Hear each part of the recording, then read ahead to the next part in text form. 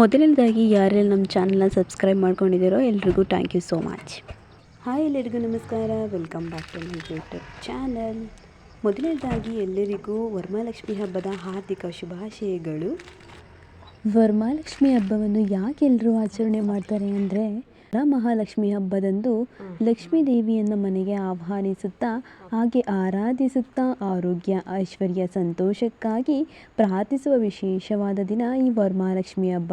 ಇವತ್ತು ನಾನು ನಿಮಗೆ ನಮ್ಮ ಮನೆಯಲ್ಲಿ ವರಮಹಾಲಕ್ಷ್ಮಿ ಹಬ್ಬವನ್ನು ಯಾವ ರೀತಿ ಪ್ರಿಪ್ರೇಷನ್ ಮಾಡ್ಕೊತೀವಿ ಅಂತ ಈ ವಿಡಿಯೋಲಿ ಶೇರ್ ಮಾಡ್ಕೊಳ್ಳೋಕೆ ಇಷ್ಟಪಡ್ತೀನಿ. ವರಮಹಾಲಕ್ಷ್ಮಿ ಹಬ್ಬವನ್ನು ಯಾಕೆ ಎಲ್ಲರೂ ಪೂಜೆ ಮಾಡ್ತಾರೆ, ಆಚರಣೆ ಮಾಡ್ತಾರೆ ಅಂತ ನಾನು ಮುಂದೆ ಹೇಳ್ತೀನಿ.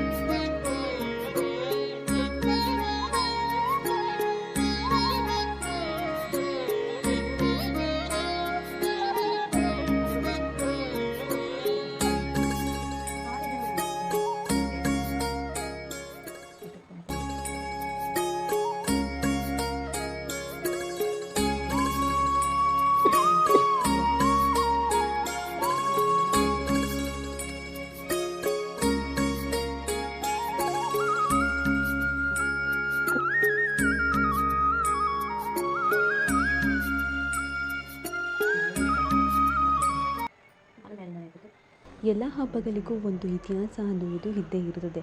ಅದೇ ರೀತಿಯಾಗಿ ವರಮಹಾಲಕ್ಷ್ಮಿ ಹಬ್ಬಕ್ಕೂ ಒಂದು ವಿಶೇಷವಾದ ಸಣ್ಣ ಕಥೆಯೊಂದನ್ನು ನಾನಿವತ್ತು ನಿಮಗೆ ಶೇರ್ ಮಾಡ್ತಾ ಇದ್ದೀನಿ. ಇಲ್ಲಿ ಮೊಗಲೂರು ಅನ್ನುವ ಒಂದು ಪಟ್ಟಣದಲ್ಲಿ ಒಂದು ಬಡ ಮಹಿಳೆ ಇರ್ತಾಳೆ. ಅವಳ ಹೆಸರು ಚಾರುಮತಿ ಎಂದು. ಅವಳು ಸತಿ ಸಾಧ್ವಿ ಮತ್ತು ಸದ್ಗುಣಶೀಲ, ದಯಾಳು ಮತ್ತು ಧಾರ್ಮಿಕ ಮಹಿಳೆ ಇದ್ದಳು. ಅವಳು ಯಾವಾಗಲೂ ಲಕ್ಷ್ಮೀ ದೇವಿಯನ್ನು ಆರಾಧಿಸುತ್ತಿರ್ತಾಳೆ. ಚಾರುಮತಿ ಮನೆಯಲ್ಲಿ ಹಣಕಾಸಿನ ತೊಂದರೆ ಹಾಗೂ ಆರೋಗ್ಯ ಸಮಸ್ಯೆ ಇರುತ್ತೆ. ಆಗ ಚಾರುಮತಿ ಒಂದಿನ ಮಲ್ಕೊಂಡಿರ್ತಾಳೆ.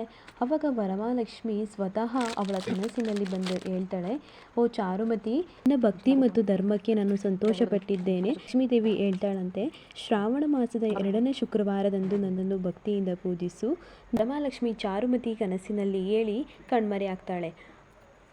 ಮಾರನೆಯ ದಿನ ಚಾರುಮತಿ ಬೆಳಗ್ಗೆನೆ ಎದ್ದು ಮನೆಯನ್ನೆಲ್ಲ ಸ್ವಚ್ಛಗೊಳಿಸಿ ಹಣ್ಣು, ಹೂವು, ಅರಿಶಿಣ, ಕುಂಕುಮಗಳಿಂದ ಅವಳಿಗೆ ಪೂಜಿಸುತ್ತಾ ಆರಾಧಿಸುತ್ತಿರ್ತಾಳೆ. ಈ ಚಾರುಮತಿಯ ಭಕ್ತಿಯನ್ನು ಮೆಚ್ಚಿ ಅವಳ ಮನೆಯಲ್ಲಿ ಸುಖ, ಶಾಂತಿ, ನೆಮ್ಮದಿಯನ್ನು ಕೊಡುತ್ತಾ ಅವಳಿಗೆ ಆಶೀರ್ವಾದದಿಂದ ಅವಳ ಮನೆಯಲ್ಲಿ ಸದಾ ಯಾವಾಗಲೂ ನೆಲೆಸಿರುತ್ತಾಳೆ. ತಾಯಿ ವರಮಹಾಲಕ್ಷ್ಮಿಯ ಆಶೀರ್ವಾದ ಸದಾ ಎಲ್ಲರಿಗೂ ಇರಲೆಂದು ಪ್ರಾರ್ಥಿಸುತ್ತಾ ಈ ವಿಡಿಯೋನ ಇಲ್ಲಿಗೆ ಎಂಡ್ ಮಾಡ್ತಾ ಇದ್ದೀನಿ.